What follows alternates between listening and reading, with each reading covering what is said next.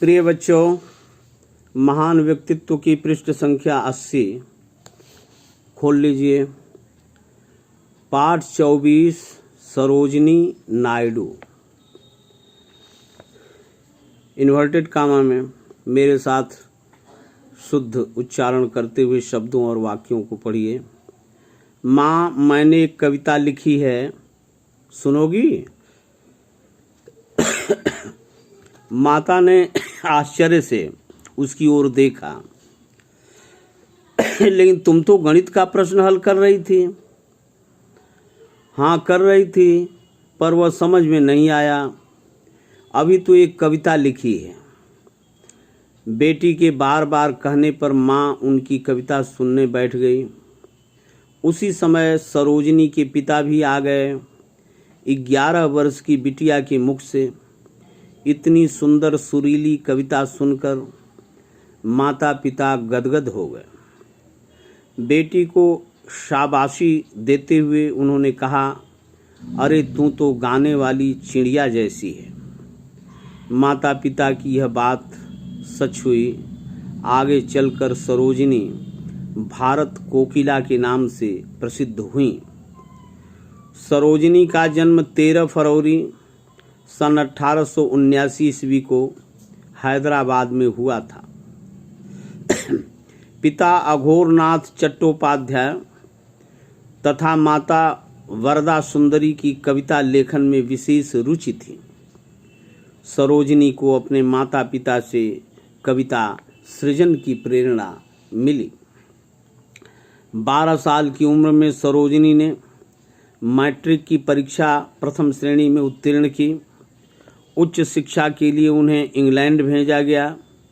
England में सरोजिनी का परिचय प्रसिद्ध साहित्यकार एडमंड गॉस से हुआ। सरोजिनी की कविता लिखने में रुचि देखकर उन्होंने भारतीय समाज को ध्यान में रखकर लिखने का सुझाव दिया। इंग्लैंड में सरोजिनी के 3 कविता संग्रह प्रकाशित हुए। पहला द गोल्डन थ्रेशहोल्ड, दूसरा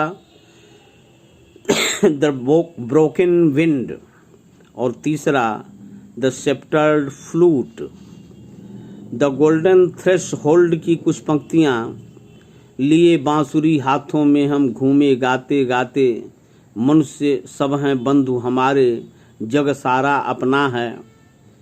गोपाल कृष्ण गोखले तथा महात्मा गांधी के संपर्क में आने के बाद सरोजिनी नायडू राष्ट्र प्रेम तथा मातृभूमि को संबोधित कर कविताएं लिखने लगीं।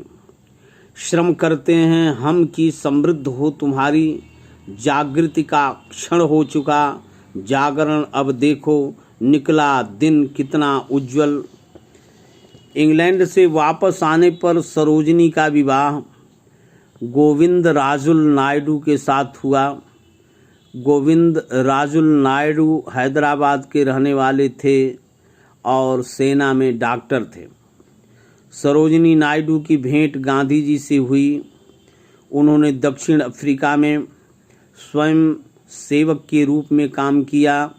गोपाल कृष्ण गोखले सरोजिनी नायडू के अच्छे मित्र थे। वे उस समय भारत को अंग्रेजी सरकार से मुक्त कराने का कार्य कर रहे थे। सरोजिनी नायडू गोपाल कृष्ण गोखले के कार्य से प्रभावित हुईं। उन्होंने कहा, देश को गुलामी की जंजीरों में जकड़ा देखकर कोई भी ईमानदार व्यक्ति केवल गीत नहीं गुनगुना सकता है। कवयित्री होने की सार्थकता इसी में है कि संकट की घड़ी में, निराशा और पराजय के क्षणों में आशा का संदेश दे सकूं। सरोजिनी नायडू का ज़्यादातर समय राजनीतिक कार्यों में व्यतीत होता था। वे कांग्रेस की प्रवक्ता बन गईं। उन्होंने देश भर में घूम घूम कर स्वाधीनता का संदेश फैलाया। सरोजिनी नायडू ने हिंदू मुस्लिम एकता पर जोर दिया। उन्होंने अशिक्षा, अज्ञानता और अंधविश्वास को दूर करने के लिए लोगों से अपील, निवेदन की। उनका कहना था कि देश की उन्नति के लिए रूढ़ियों, परंपराओं, रीति रिवाजों के बोझ को उतार फेंकना होगा। सन 1925 ईस्वी में जब वे भारतीय राष्ट्रीय कांग्रेस की अध्यक्ष चुनी गईं, तो गांधी जी ने उत्साह भरे शब्दों में उनका स्वागत किया और कहा कि पहली बार एक भारतीय महिला को देश की सबसे बड़ी सौगात मिली है। हृदय रोग से पीड़ित होते हुए भी सरोजिनी नायडू ने इंग्लैंड, अमेरिका आदि देशों का दौरा किया। नमक कानून तोड़ो आंदोलन में गांधी जी की दांडी यात्रा में उनके साथ रहीं। सरोजिनी नायडू अद्भुत वक्ता थीं। वे बोलना शुरू करतीं तो लोग उनके धारा प्रवाह भाषण को मंत्रमुग्ध होकर सुनते थे। उनके भाषण स्वतंत्रता की चेतना जगाने में जादू का काम करते थे।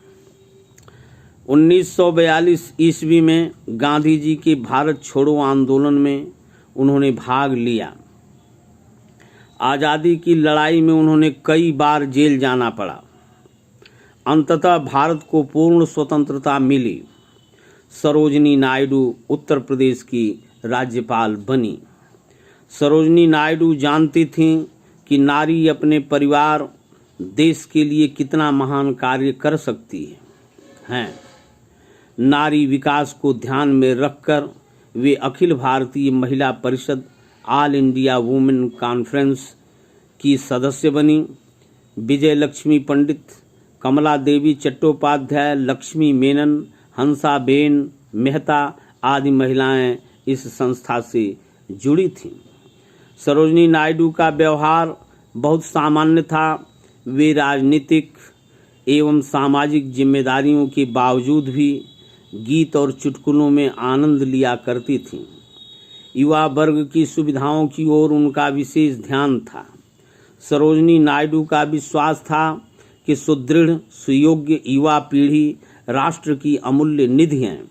सरोजिनी बहुत ही स्नेहमयी थीं। प्रकृति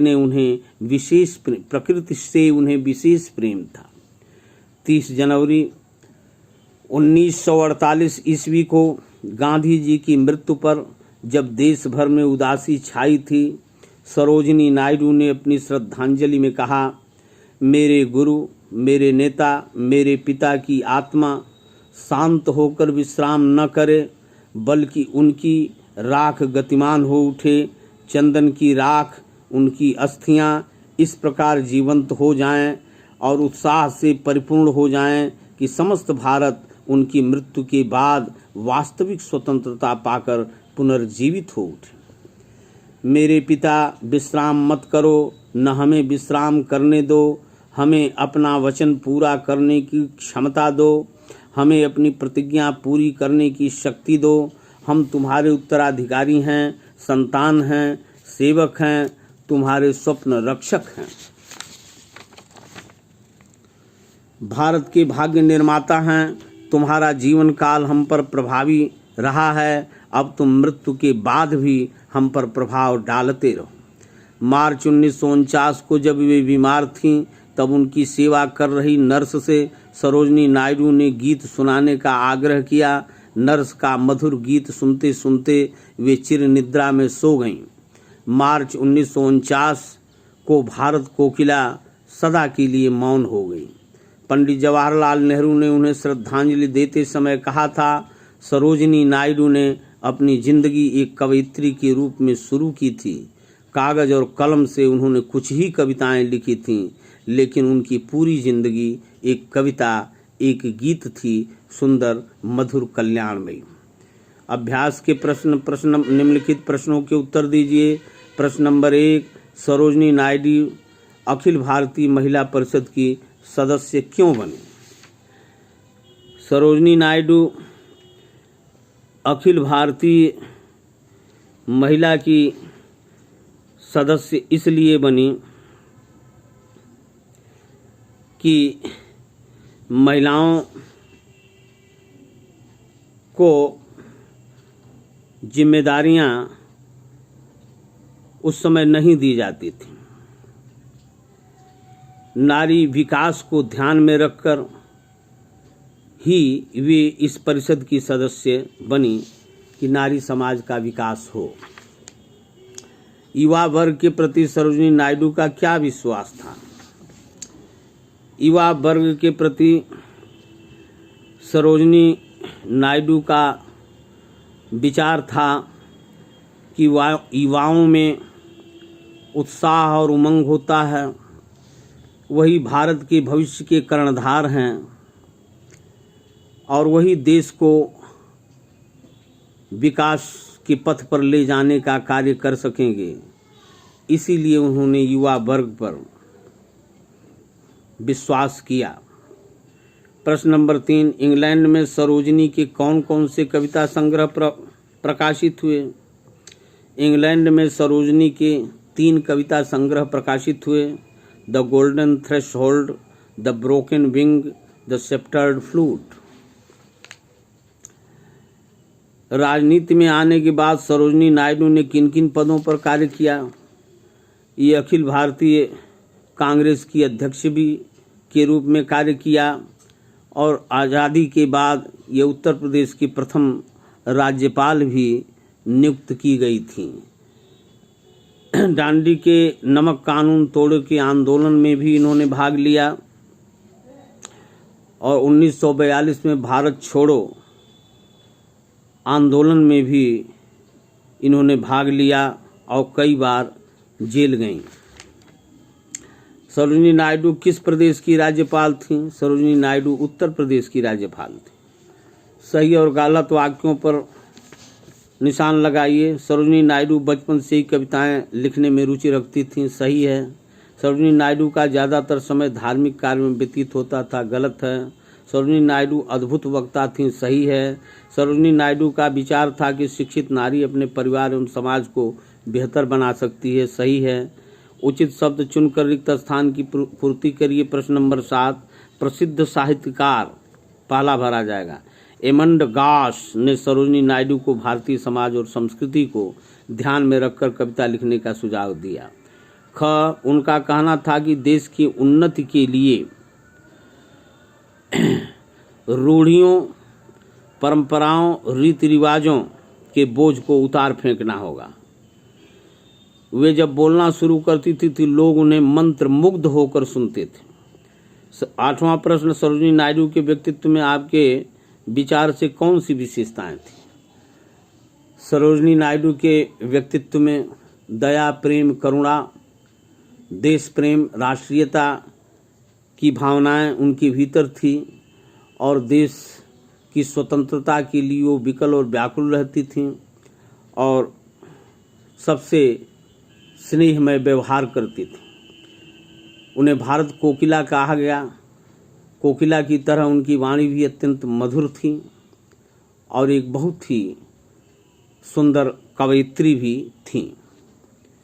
मैं आशा करता हूं कि इन सभी प्रश्नों का उत्तर अपने होमवर्क की कॉपी पर लिख लोगे और उसे याद भी करोगे।